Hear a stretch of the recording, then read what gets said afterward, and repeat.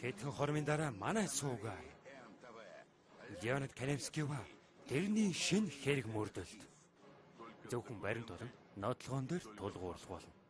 Энэ хэрэг дундад Азад болжээ.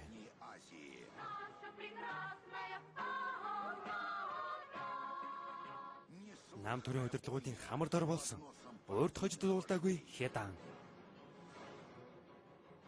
Энэхүү хоёр давхар байранд Аз зэрэглэлийн албан тушаалтнууд аж төөрнө. Ард түмний боолчуудын 5 тухыг хэн алдагдуулав? Би ертөнц байна. ГАЗ 24 машиныг ажиглаж явна. Заасан цагаан. Нүүрнийх нь харьцаг хуулж авахыг хүссэн байгаа юм л да. Бас тэрний энерхийг үл мэдэгч хамсаатнууд нүдрүү нь хоёр чуудаа хутгаа зоосон байгаа юм л да. Дэдний зам уугаа шүү. Үглээр тэмдэглээстэй. Хүний амийг зүгээр л 100 цэнгэлийн үүднээс бүрлэж болно гэж үү?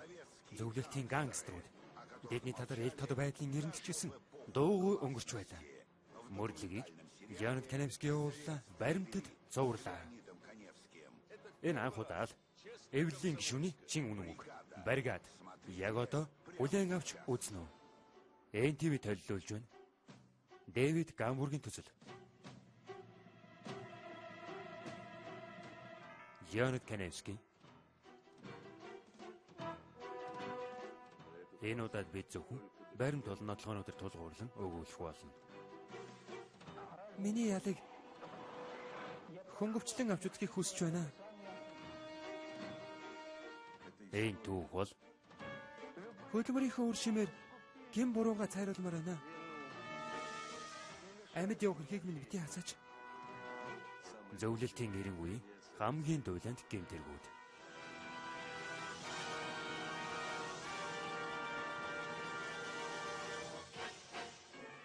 Гэмтэргийн халуун мөрөөр мөрдлөгийг Леонид Каневский явууллаа.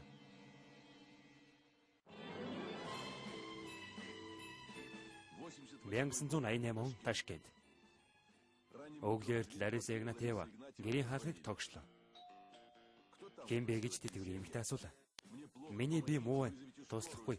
Дөргөн дуудаж өгөөч гэж эрэгтэй хүний дуу гарч. Настай эмэгтэй хаалга тавиад мэйл гайхаж хоцорлоо. Босхон дээр нь цусандаа бодогдсон үл таних хэрвэж. Үл таних хэд тэтгэврийн эмэгтэйрүүд арч зогож унгаад орцсон шат руу түлэгчлээ. Тэгээд цоож торхив.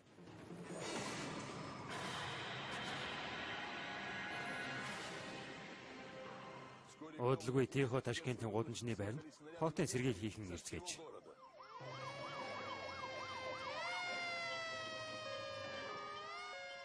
Нэмэлт хүч болж тусгайгийнхан. Зэвсэг түвшний дугаар ангийнхан.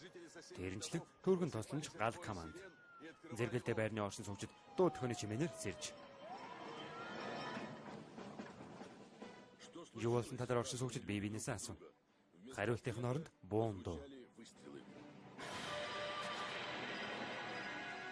Байрыг бүсэлжээ. Дайралтанд ороход бүх юм бэл. Хэдэн жилийн турш үргэлжилсэн эрүүгийн эмгэл жүжиг төгсөх шатанда орсон байж. Айлын гэрт онц дээрэнгүү дэрмийн бүлийн толгойлогч бүүжээ. Гэмт бүлэглэл босромог хэрэг олныг өдөөсөн тул толгойлогч нь амь дээрээ бууж өгөхгүй гэдэг нь ойлгомжтой. За тэгээд тэрнийг амь дээр нь барьж авах сонирхолтой хүн түн цом байсан биз. Баригад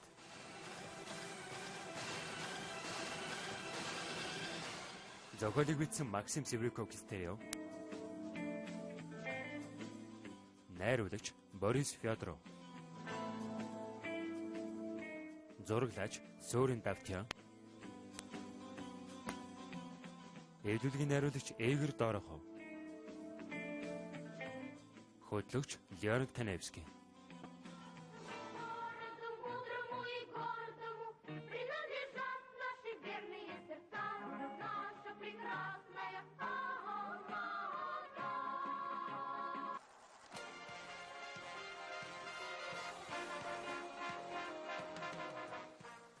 Алмата. Дулибаевын гудамж. Их хотын төвд орчих хамгийн намгүм бөөхөн газар. Энд профессор академич бас жүжигчд орон сууцнд амьдрна.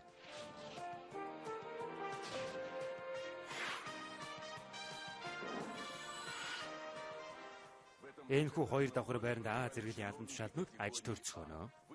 Өөрөөр бол намын дээд албаныхан.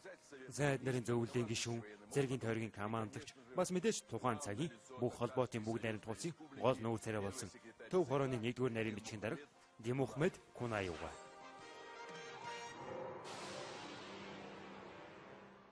Манай өнөөдрийн энэ түүхэнд энэхүү өвөрмөц байрны хаалганаас хэлсэн юм. Нэгэн өдөш Орсын цуугчид нь тусламж гуйсан сэтгэл хэртгэл орилооны улмаас сэрчгээд. Засгийн газрын төлөөллүүд аж төрдөг байрны гадаа ямар нэг юм ойлгомжгүй болоод байлаа. Шөнийн 1 цагийн алдад Алматы хотын тэг 2-ын жижүүрийн албанд дөгшүүр дагуулсан дуудлага ирэх болжээ. Дулебаевын гудамж жинхэнэ утгаараа хялга явагдаж байна гэж хүмүүс мэдээлсэн байна. Эргүүлийн машинууд тэр дөрөө өгөгдсөн хаягийн дагуу гарцгаажээ. Машины гэрэл хууль зөвлөлтийн өмнө аимшиг дүр зураг нээглээ. Кунаевын байрны дэргэд гаруулын зэрэмдэглэгдсэн цогц байжээ. Эрүүгийн хавц дэргийн материалаас амь хохирогч нь зөвлөлтийн хийгээд нам төрийн зүтгэлтүүдийн байрны харуул зэрэглэхийн тусгай сумгийн ахлах дөрүүж Тумэнбаев олон удаа хутгалсуусны улмаас амь хохирсон.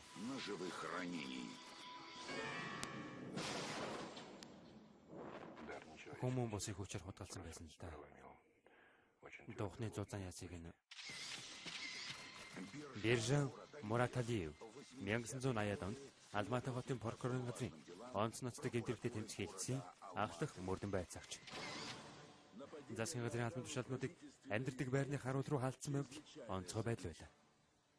Болсон явдлаас хэдхэн хормын дараа зөвлөлт казакийн бүгд найрамд тулсан дотоод байдлын яамд ууц дуурч үл танихэр нэрээ хэлсэнгүй. Гэвч маргааш хэн нэг нь намын баталгаа ширээн дээрээ гаргаж хураалгана гэж амлав. Тэгэхээр ойлгомжтой. Димухмед Кунаевын ховын хүсэлтээр залгасан хэрэг. Казахстаны коммунист намын Төв хорооны даалгавар нөхөр Кунаев өнөөдрийн хуралдаанаар хэлэлцэж шийдэх асуудлын талаар илтгэл тавилаа. Удалгүй зөвлөлт казакийн бүгд найрамд тулсан дотоод байдлын яам болон прокурорын газрын байраар төгшүүр цуу дэгдлээ. Өөрөөр бол шөнийн хэрэг явдал намын удирдагчдыг нойрсон сэрээж гин. Дээрээ баргал өөрийн нүдээр онцгой хамгаалтын бүсэд сэргийлэх албан хаагчийн намыг бүрдгэж байгааг харсан гэх. Харин тэр хорд бүгд найрамд тулсан улсыг аюулаас хамгаалах газар шийдвэр гаргалаа. Тус байрны харуул хамгаалтын асуудлыг чангатгах. Аюулаас хамгаалахын одоогоор мөрдийн шалгах ажилд хөндлөнгөөс оролцдог байгаа. Гэхдээ одоогоор онцгой байдал оргил үдэд туллаа. Ийм нөхцөлд алуурчны мөрөөр орохын тулд мөрдөгчд чадах бүхнээ хийцгээж байлаа. Юуны төрөнд орсон цуучны талаар яригдж эхэлсэн л дээ. Уг нь бол боловсон байдлаар байцаалт авах учиртай байхгүй. Ямар албан тушаалтан байх нь огтоос хамаагүй. Александр Гинзбург 1980-ад онд зөвлөлт бодулсан дотоод байдлын яам дээд сургуулийн тусгай сахилга батын дэнхмийн багш. Шөнийн аимшиг харсан гэрч зөөн аж.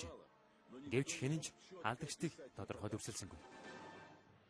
Гэмтэргийн талаар тодорхой мэдээлэл өгсөн эсрэг талын байрны гэр бүлийн хос. Гэмтэрэг гарах үеэр Романцевийнхэн маш чухал нэг юм анзаарчээ. Дээрэмчид хоёулаа байсан. Нэг нь цэргийн ногоонтой, харин толгойдоо тухайн цагтаа модулж байсан малгай тавиажээ.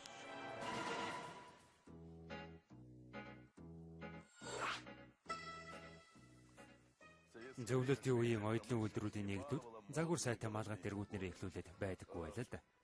Жинхэнэ буудаг ховор тооцогдох хүстэй малгай. Зэмбэн бүрх малгай. Сонголттой. Дайжгүй. Мөржөөрэ. Нэг тийм кепик малгай. Тийм мөн байна. Кепик малгай. Наран дорхно гандан. Эсвэл эхний угаалтаар л сэмэрч. Эмэгтэйчүүдийн малгай тэргүүтэн арай чанартай. Энэ бүгдийг он жил дамнуулан нэгэн хэвээр үйлдвэрлэдэг байсан юм. Даалаатай газар л арай хөгжөөнтэй. Тентхийн малгайны сонголт бага зэрэг гайхшруулахар байсан юм. Үнэхээр олон сонголт.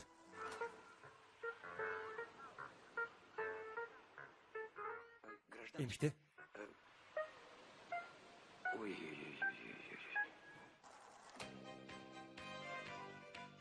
80-аад оны дундуур эмэгтэйчүүдээ ийм хоолой өмсөх болсон. Ихэвчлэн гар аргаар нэг хэлдэг.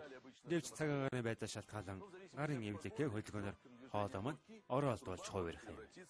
Тийм ээ. Хайрыг харжуулна. Дахин залдаа шиг ногоо малгай дуухтуулна. Тухайн цагийнхаа л хамгийн түгээмэл малгай. Дэвтэргийн гэрчүүдийн хэлснээр дээрэмчдийн нэг яг ийм малгай тавьж. Гэхдээ байдаг нэг биш. Гадаад бижигтэй байж л дээ. Ингээд гинтэрхний дүрсэлтийг яаралтай сэргийлэх хэсгүүдээр тараалаа. Сэргийлэгчнэр тушаал өглөө. Гадуур цэргийн ногоон дахиад бэр малгай тавиа бүх ирчүүдийг шалгах. Дөөлийн боломжтой байх хэрэгтэй. Гэмтэрхтэн он цаюултай. Дээр зурд мөрдөгчд амь өргөцсөн сэргийлэгчин бууны хуг тасалсныг илрүүллээ. Албан хэрэгцээний гар буу нөөцтэй алгуулж тухайн үед л маш ховор тооцогдох онцгой байдал юм. Зөвлөлтийн үед галт зэвсэг олж авч чадна гэдэг чинь тун яриухтай асуудал л да. Үнэхээр хэцүү. Генес Аристанов 1980-ад он Алмата хотын дотоодыг хамгаалах газрын харьяа эрүүгээр сурвалжлах албаны гэмтэрхтэй тэмцэх хэлтсийн дараагаас хэрвээ хин нэгний албаны бууг булаацыг хэрэг гарвал дэр дөрөө бүх холбоотой хэмжээнд зарлаж хаанаас тийм буутай болсныг шалгах дотоод албаны хяналтаар оруулдаг юм л да. Ерөнхийдөө бол томоохон маргаан болж хувирдаг байсан. Энэ тайрсан буу гэмтэргийг илрүүлэхэд нэмэр болох юм. Бууг тодорхой байдлаар судлах үүднээс баллистик шинжилгээний тасагт өгнө. Шүний алга зөвхөн эхлэн гэж мөрдөгчд таамаглаж байлаа. Олдоо үл таних этгээдүүдэд галт зэвсэгтэй болсон учраас өөр бусад илүү босрогмог гэмтэргүүд гарах болно. Арай Алматад бүглүүдэн дэрмийн бүлэг гарч ирсэн юм биш үз. Кона юугаан байрны гадаа харуулын албан хаагч алагдаж албан хэрэгцээний зэвсэг алдагдсны улмаар бүх хэргийг Москвагийн хяналтанд оруулсан юм л да. Хөндлөнгийн хүмүүстэй яриа өндөлхийг тус байрны харуул хамгаалтынд хат өргөлсөн залт байлаа. Арай хохирогч алуурснаа мэддэг байсан юм биш байгаа. Гэнтийн хувилбар гарч ирлээ. Зүгээр л түргүү уртаа залуу гэж би бодсон юм л да. Харуулынхнаас Вьетнам дайдаж явсан хүн байгаагүй. Дандаа Афганистаны дайчд. Битүү бэлтэл аваад халагдж ирсэн байсан юм л да. Тэрнчлэн Афганд байсан.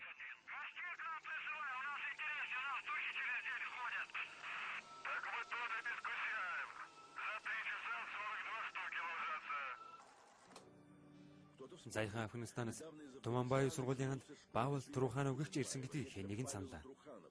Зэрэгт мордынхаа өмнө залуус бүсгүй хүнээс олж зодтолцсон гэж. Тэгвэл одоо Туруханов өрсөлдөгчөөс өш авахар шийдсэн хэрэггүй. Шуурхай ашигхан Афган хэрэг сайдар байцаалаа. Харин цаатан хэнийг ч алаагүй гэж батлан өгүүлнэ. Мөрдөгчд саадуулсан нэрийн хувийн хэргийг АБ-г судалсан байна. Холбоо сүлбээг шалгуулж нэгжлэгч хийж юуч илэрсэн. Тэгэхээр Туруханов зэврүүнээ өчсөн хэрэг. Шинжээчд ч баталж өглөө.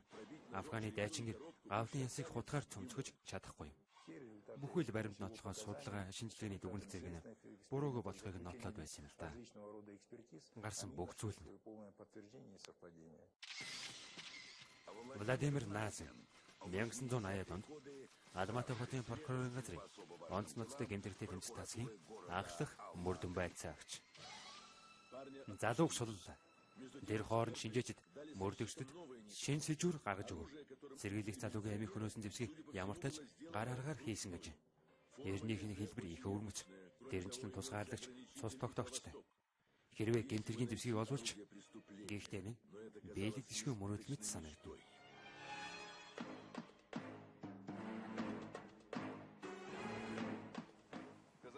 Казахстаны хаан нэгтээ одоо ч гэсэн улсчуулд өрмөц тогтцоод болох арикууд хадгалагдж үлдсэн байна.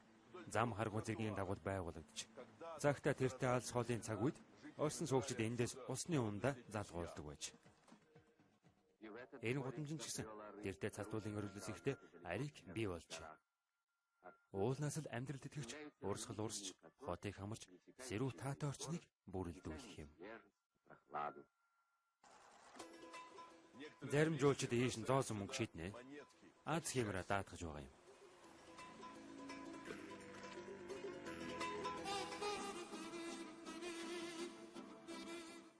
Зөвлөлтийн үед ойролцох байрны жалууд дүүгээд авчна.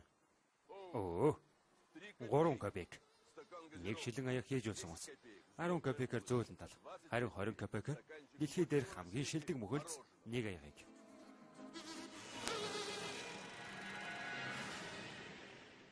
Гэвч энэ удаа 2 жал золтой зодтолцсонгүй. Энэ хотоор хэд хоногийн өмнө хүний амиг онц хэрцгийгээр хөнөөсөн гэдгийг жаалууд яаж төсөөлөх вүлээ дээ. Мэдэхгүй шүү дээ.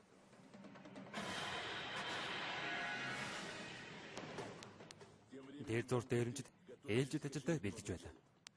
Одоо тэдэнд галт зэвсэг байгаа. Долгоолагч нь сэтгэл хангалуун баардан байлаа. Ингээд томоохон ажил бүтээж болно.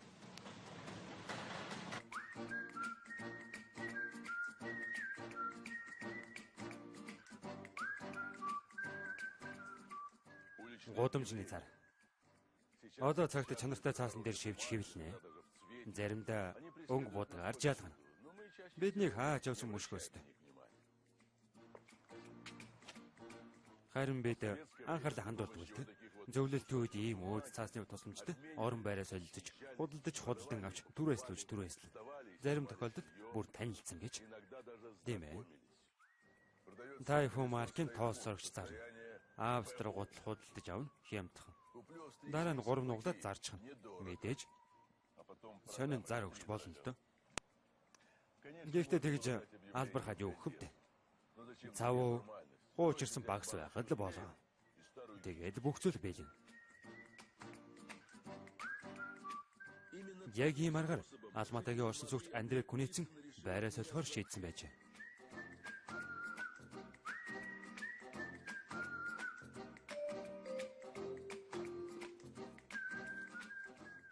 Залуу өөр яаж таамаглах вүлээ?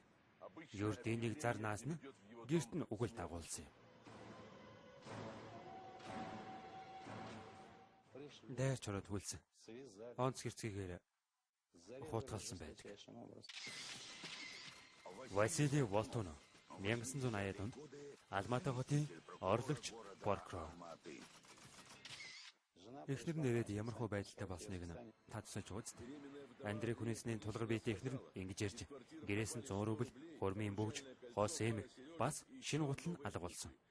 Андрей өхөхийн урд өдөр худалдаж авсан байж. Би уйхан юм шил дээ. Энэ яваа насандаа юу эсэг үтсэн гэхв. Гэхдээ тэр явдлыг эргэн санах бүртээ таач идэхгүй байж болох л доо. 2 нүдний нөлмс саян даагууч. Зоолгүй бэлвсэн эхнэрийг нь дөрвийн машинаар авч явлаа. Тэр аимшигт өдөр аваад нөхрөөд идэг хүүхдээ алдсан юм. Мэндэл жамжаагүй хүүхдийг нь өхөлж гисэн гоншгүй дээрэмчдийн буруугаас болсон.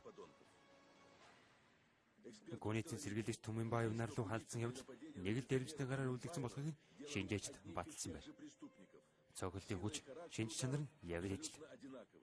Хохирогчдоор зүгээр л хутгаар шийдсэн.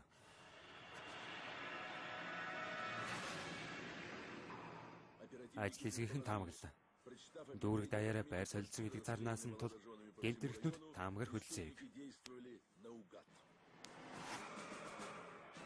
Тэгэхээр харгас гэмтнүүд амжилтаа хэрэгцсэн бүдүүвч ахин давтахгүй гэсэн баталгаа байхгүй юм. Мэс орон сууц солих зарын дагуу ахаад гарч иж мэднэ.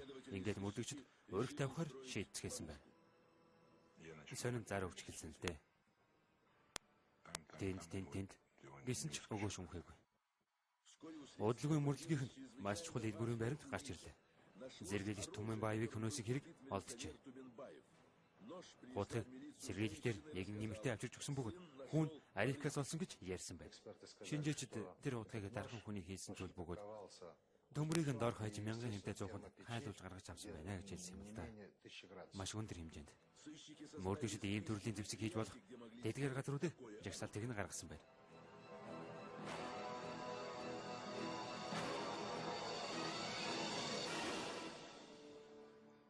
Хасаг төмний зэвсгийн урчууд эрд цагаас 3 чадвараараа алдаршиж ирсэн. Хүчтэй цохилтуудыг өлхөөн даахуз бат бүх төмөрхөө хуйг. Саути. Гайрхан хуйг. Доозаг. Бамба. Мөн мэдээж үүдэн зэвсэг. Хүмүүсийн ярих цагтаа сэлэбэн хилдэлдэг. Алдар Дамаскын гангаар бүтээгдсэн сэлэмнүүдтэй өрсөлдөг байсан гэдэг. Сүх, жижлүүр, бас Энэ сүр бараатын ном сум гээд Зевсгийн урлагийн бүтээлүүд өгөөд бүгдийг нь уран дарагчлал бүтээсэн юм. Тийм ээ. Шинжээч тогтоол. Сэргээлэгчийн амийг өнөөхөд ажигласан хутга жинхэнэ уран дарах хүн бүтээж. Одоо тэр дарахныг хол үлдээч. Хотын бүх дарахны газруудыг ажил хэсэг хэсэгчлэн шалгаж хэллээ. Гэвч хинч ийм хутга хийсэн гэдгийг хүлээсэнгүй. Мөрдөгчд бүр найдах тасраад байлаа. Тэгсэн хутгийг харсан нэг дархан үл мэдэг мэгдсэн байна. Өөрийнхөө хутгийг таньсан хэргэлдээ. Тийм ээ, би хийсэн гэхдээ яг хэн төгснөө мэдэхгүй байна гэсэн. Хожимны мэдгцнээр дархан худаа хэлсэн байна. Гар хийсэн хутгаа хүргэндээ буюу энэрхийг үл мэдэгч дээрэмчдийн нэгэнд нь бэлгэлсэн ажээ.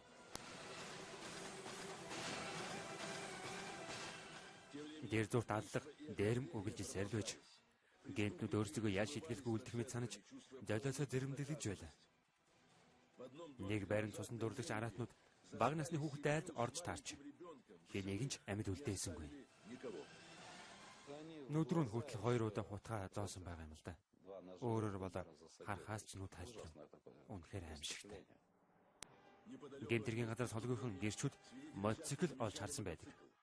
Ямар ч тач тэрүүгээр гэмтнүүд хөлдүүлждэг байж таарах юм. Ингээд мот техник эзэмшдэг бүх хүнийг шалгаж хэллээ. Энэ ажид олон цаг зарцуулдаг юм шиг санагдав. Гэнэт гэрчүүдийн нэг нь мотоциклийн улсын бүтгэлийн дугаарын эхний тогонд санджээ. 5-1. 48-50 Татьяна Анна Петр. ТАП.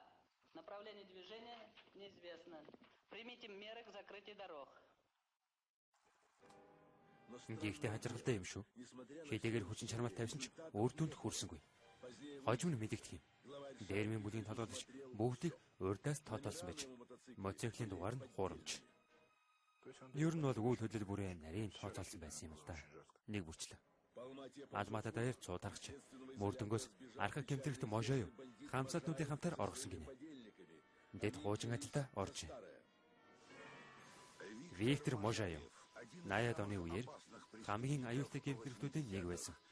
Хэндэж үл анзаарагдсан Силесер тэрээр асар богино хугацаанд 4 хүний бүрэлдэхүүнтэй дээрмийн бүлэг байгуулж зөвлөлтийн гангстерууд дээрэм тонол аллаг хүчирхийлэл хийхээр санаархаж байлаа. Алмата хотод үйлдвэр албан байгууллагуудыг тондог байсан. Дээрмийн бүлийн тооцоонд 11 удаагийн аллаг бүртгэлтэй дээрэмчлэн 100 мянган давсан рублийг хулгайлж байсан. Ирэх баригчид орсон суугчдыг тайвшруулна. Өвөмд сандрах шалтгаан байхгүй. Можаевчууд торны цаана удахгүй шүүн таслах ажиллагаа нь болно. Гэвч бодит байдал дээр баригдшгүй дээрэмч тэмүүр Можаевчуудтай түндэстэй ажээ. Тэгвэл Можаевын хамууд наранд үлдсэн болов. Можаевын тэр цөөврүүдийн бүлгийг өөрийн ажлаа өргөжүүлж дэр зэвсэг цуглуулж эхэллээ гэж бодсон юм хэлтэй. Тэгээд тэр Виктор Можаевыг байцаалт нь хөргүүллээ. Дээрвчинг нь юу ч өчсөнгүй. Гэвч нэмж юм хэлсэн байна. Өөрийг нь буудаг хорохгүй гэвэл ой санамжаа сэргээж болох юм. Гэвч архаг гэмтэрэгт мөрдөгчдийг мэхэлж дөнгөсөнгүй. 4 саад үлэх хорогт Можаевын хамт Николай нэмчэнд хаягдсан зурвсыг зам зураас нь илрүүллээ. Зурвстай толгойгч тодорхой байдлаар ойлгуулахыг хүсжээ. Наранд гарч болох сайхан боломж нэгдлээ. Тэгэхэр ойлгомжтой. Дээрвчин юу ч мэдэхгүй. Зүгээр л оргох арга зам зөвчилж байгаа царай. Харин тэр зурт цусан дуурдагч халдагчид замд гарахаар бэлдэж байлаа. Шинэ гэмтэрэг нь 100-ны дээрм хэрэг болно гэж найдсан хэрэг. Ташкент хот. Узбекистаны нийслэл. Азар үжтэй газар хөдлөлтөн уушхар бүрэн сүйдсэн. Харин одоо та бүхний өмнө шинэ Ташкент харагдаж байна. Нурангуйхад зөвлөлтийн бүх ард түмэн нийлж байгуулсан билээ. Дээжлүүдэд зөвлөлт Узбек хүрэх засмал зам дээр гарч ирэхэд эгэмчлэн хөдөлгөөнгүй шахам. Хинч гүйц төрүүлэх эсвэл замын хашлах руу шахах гэж оролдохгүй. За тэгээд дөрөв зөрчих нь өдрийн очив. Дэмэс өвлийн эрдэн замын зохицуулагч Аскаров Кашимнаар шууд утгаараа удирдалцсан. Гэнэт зам дээр нэсвэ өмд харагдах жигүүлийн гарч ирлээ дээ. Радарг ойлгомжтой. Хурд хэтрүүлж байна.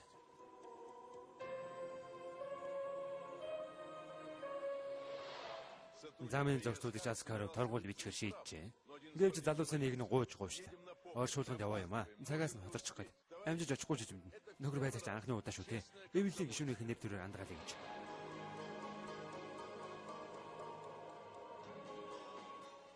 Замын зохицуулагч өрөвдөд дөрөв зөрчигчийг явуулчихлаа. Маш их баярлалаа гэж залуус Аскаров талархлаа дэвшүүлж танд эрүүлэх удаан янзлахыг ерөөё гэсэн байна.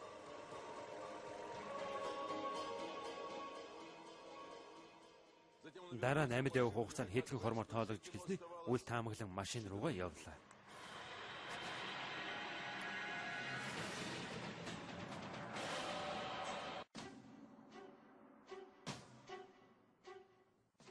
Үгүй сүлжээ. Зөвлөлтийн үед ямар ч сонин зэтгүүл байсан хамаагүй. Арын өрөнд нь хэвлэлтэй. Энэ зүгээр л дөрвөлжнүүдэнд тааруулсан үгс биш. Үгүй. Энэ бол нэгэн бодлын хэр мэдлэг боловсрол тайлгцныг нь шалгах зорилго. Тэр тусмаа улс төрийн Монголын анхны сансрын нисгэгч. Нийтгүй хэн байлаа? Гүр аригчаа. Гүр аригчаа. Бүгд зөв. Угийн сүлжийг нийтийн тээвэр алсын судалгааны галт тэрэг, цахилгаан галт тэрэгэнд бөглөцгөө. Өөрөөр бол цагийг дэмий өнгөрүүлэхгүй гэсэндэ хаа тарсан газар та.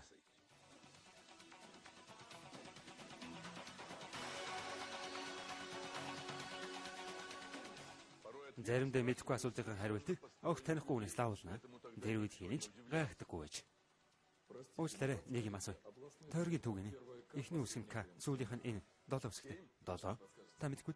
Калин. Танд маш их баярлалаа. Түүхэн хөгжлийн явцад бий болдог хамгийн дээд үе. 11 үсэг. Эхний үсэг нь К, сүүлийнх нь Я. Кульминац. Харин манай түүхийн кульминац нь хүн бүрийн хувьд хүлээлгээгүй гинтийн зүйл болсон юм. Дэрвглөө Алимжан Аскаров, Муса Гашимо хоёр замын цэгдгийн шалганаас холгүйхэн эргүүлд гарч байлаа. Зохицуулагчид хоосон зам руу хаяаныг зэрвс харчхад хоёр биений үгэн сүлжээ бүгэлсэн шигээ зугаацуулсуулаа. Удалгүй хөлбөрийн чимээ дуулдаж эргүүлийн машин руу мотоцикл дөхөж явлаа. Хоёр залуу суусан байж. Үл таних хоёр ойролцоохон ир зогсод хөлбөрөө унтрав. Эвдэрсэн байлгүй гэж Аскаров бодод өөдөөс нь бууж очлоо. Гэнэт өөдөөс нь гарбуу чиглүүлсэнийг харсан байна. Аскаров газар дээр өглөө. Харин хамтрагч Муса Гашимо эргүүлийн машинаасаа бууж ирэв. Замын хоёр талаас өөдөөдөөс ирсэн байгаа юм. Тэгээд буудалцсан. Маш хүчтэй. Аимшигт халз тулаан хэдхэн агшин үргэлжлэв. Цусандаа буудагдсан сэргийлэгч зам дээр тэрэлээ. Гэвч өглөн талар болоогүй. Хоёр дахь гэмтрэхтэнд хэдэн сумаа шигтгэж амжижээ. Шархатсан ч мөлгсөрл холцсон. Цогцыг нь бутан дундаас олсон юм л да. Амьд үлдэн толгойлогч нь сэргийлэгчдийн гарбууг нөөц дайсны хамтаар авлаа. Гэвч хууртан шиг далдарч чадсан. Мотоцикл нь асдаггүй. Гэвч замын эргэл дээр хуучин жигүүлээ гараад иржээ. Гэр бүлийн хосууд горимонд явж байж таарч. Бэлэгсэлд гайхамшигтай амттан тэргүүтэн авч явлаа. Энэ аяганд булгийн ус бий. Ууцгаа залуусаа. Та хоёрын амьдрал булгийн ус шиг оргилж явах болтугай.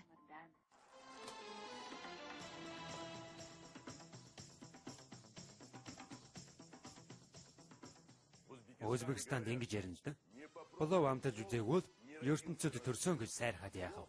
Плов нь нутгийнхний амин шүтэн шахуулсан хоолно. Хийхийг зөвхөн жинхэнэ ирчүүдэд л даатгана.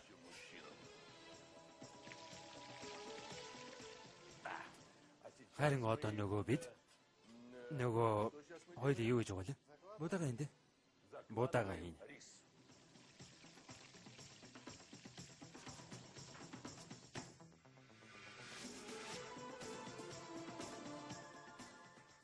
Одоо амтлагч болон сонгон нэмээд плов бэлэн болно. Болгоно.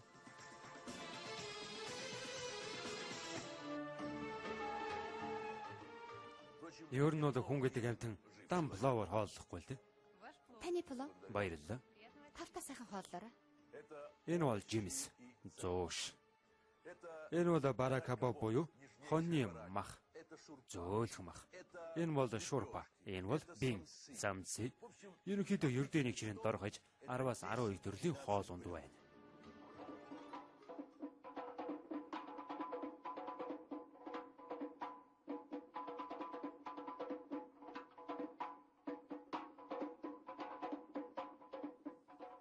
Узбекардын хоол бол жинхэнэ утгаараа баяр.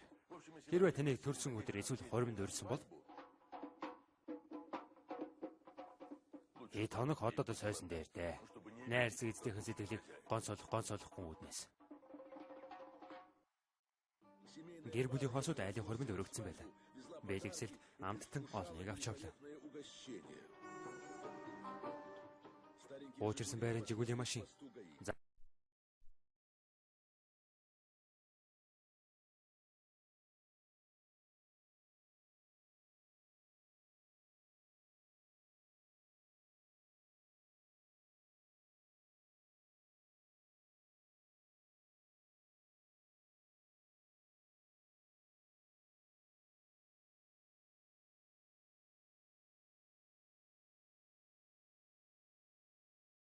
Эсэх хүргэж өгөх тушаасан байна. Ойролцоо гарч явсан жолооч нараа буундуу сонсч замын цагдаагийн жижигүрт эсвэл тэг хоёрт удаж мэдэгдсэн байдаг. Бэ ертөнц байна. Цагаан өнгийн ГАЗ 24-ийн ард явж байна. Дөрөм зөрчсөн. Шалгаарай. Удалгүй Волга машиныг түрүүж Мартазанов анзаарлаа. Хамтрагчаа хүлээлгүйгээр араас нь элдсэн байна. Жолооч Конакбаевын мэдүүлгээс араас нь эргүүлийн машин мушгиж яваг би анзаарсан. Эгзгийг нь анаж байгаад торомцоо огцон гიშгэлээ. Гэмт хэрэгтэй намайг цохиж машинаас бүсэрч буугаад заатуулахыг оролдсон. Сэргийлэгчийн өдөөс гүйсэн. Замын зохицуулагч Волга руу очсон ч гэмт хэрэгтэн бууж өгөх гэж санаагүй байлаа. Шаргацсан сэргийлэгч машины арын тээштэг нь унжээ.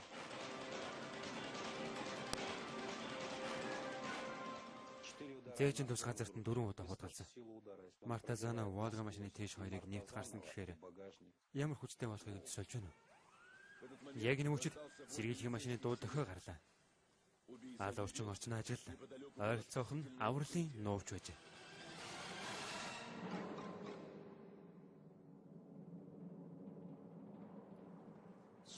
Байрлагын ажил. Өнөө цагт нэвтэрч орно гэвэл бараг л боломжгүй. Найдвартай харуул хамгаалалт, нүмлэх бичиг, нохоо, өргөс тор. Харин зөвлөлтийн үед ямар ч жаал модон хашааных нь мөрөөдлийн нөхөйг мэднэ.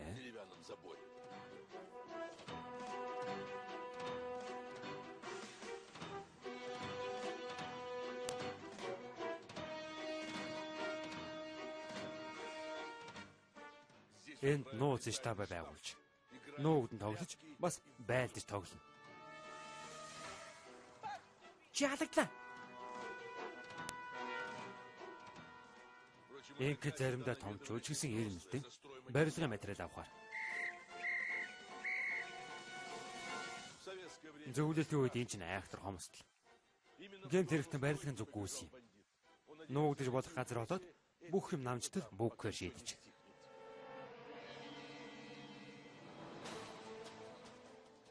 Гэвч алуурчин энэ дөрөв. Өөдөөс нь эргүүлийн машин гарч. Бодос тунгаах цаг байсангүй. Гэмт хэрэгтэн орон сууцны байрны эхний таарсан орд руу шурдхийн орж.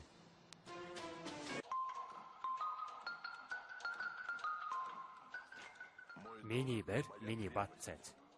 Өнөө цагт энэ ихтэй 100% үнэ. Дээр цөөхөл орд руу орохын тулд эхлээд автомат яригчтай ярилцсан. Тийм ээ. Эмбэ. Шууд ч үнэ. Шууд ч бид мэднэ.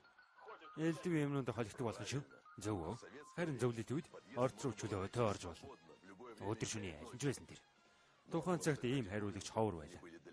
Хаасаагүй байдаг гэж биш байлаа да. Тиймээс л оргодл гэмтэн ямар нэгэн саадгүйгээр орд руу ороод явчихсан. Дээрэмчний ухаанд аимшиг төлөвлөгөө боловсрсон байж.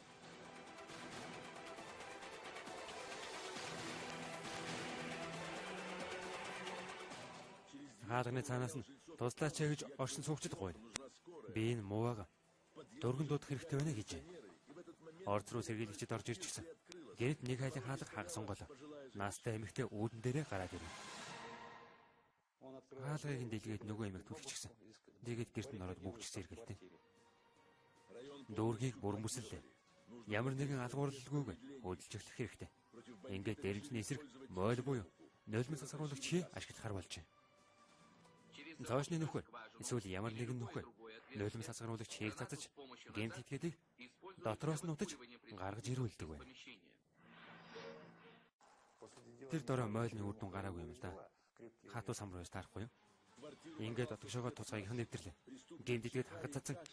Найт талган байж сум улд нэвтэр хантаас дуулсан эсрэг гар бугаа чиглүүллээ. Гэвч дахин хүний цус гаргаж чадаагүй. Заадуулагчийн тэдний халааснаас жолооны өмнөх гарч ирэв. Дэрүүгээр нь дээрвчний хэн болохыг ядах юмгүй тогтоож. Зэрэг Сороки 25 настай, дунд боловсролтой, дэргүүлгүй. Эргэлсэн ажилгүй. Зэргийн анги дур мэдэн орхиж явсан хэрэгээр ял шийдгүүлж байсан. Дуугүй сууж өнгөрүүлдэг цаг үлэрчээ. Оны ялгаанд тэмцэх ажлыг эрчимжүүлж эхэлсэн. Улс төрийн байгууллага эвлэлийн зүгээс ажлаа 2 дахин нэмэгдүүлснээс гадна Зэргийн прокурорын газар идэвхтэй оролцуулсан. Сорокийн бага залуу наснаас л огцсон муу хэрцгий зангаараа ялгарч эхэлжээ. Өсвөр насны өвөөгүй жал байхдаа амьдрал өөрт нь шударгуу сандсан гэж шийдсэн байна. Учир нь энэ амьдралаас арай илүү хүртэх хүчтэй байж. Дэрэндээ хүрх эрхийг нь хүч чадна гэж ойлгож байгаа гэдэгт бат итгэлтэй байна. Зарчмын хувьд хааж очсон эргэн тойрны хүмүүсээ дарамтлж эхэлж байсан л да.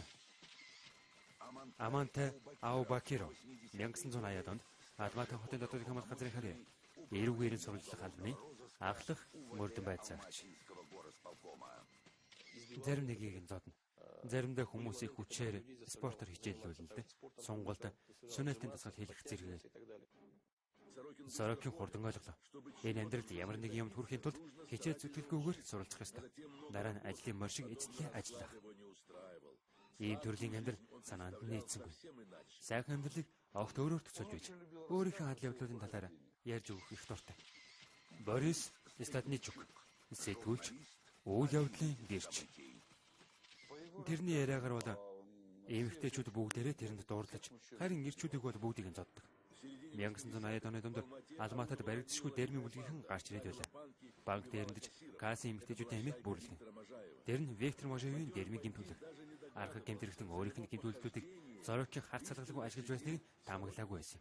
Ухаан санаанд нь харгас увайгүй төлөвлөгөө боловсрч эхэлжээ. Банк дээрэмчхүүл сайхан амьдралд хүрч болно гэж ойлгосон. Мөнгө ихтэй сайхан хүүхнүүдээр хүрээлүүлнэ гэж.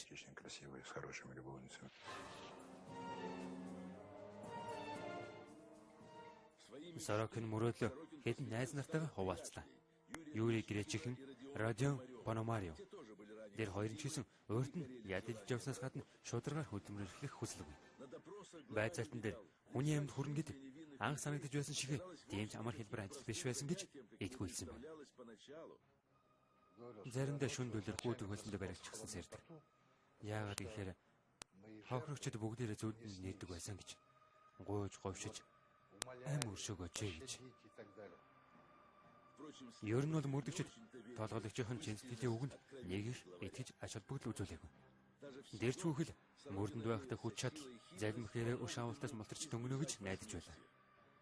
Камерын хөрш нуудахгүй суллагдах болсныг дуулаад араат нь түүхэн гарч байгаагүй хамгийн аимшигтай оролт хийхээр шийдсэн байж. Эхлээд хөршөө авна. Нүүрнийх нь арьсыг тэр чигт нь хуулж аваад өөрийнх нь нүүрэнд наахаар шийдсэн. Тэгээд оронд нь ирчлэн гарна. Гэвч гинтэд санаархлаа гүйцэтгүүлэх боломж гарсангүй.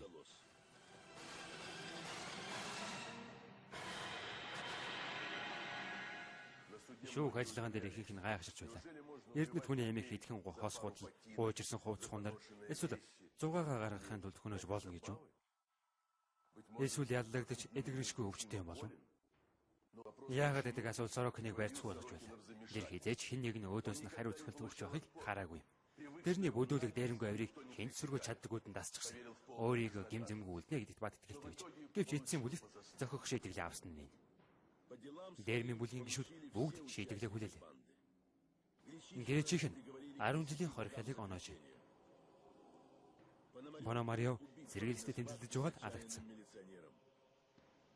Харин толгойлогчд нь ямар нэгэн эргэлзээгүйгээр цаад сонсголоо.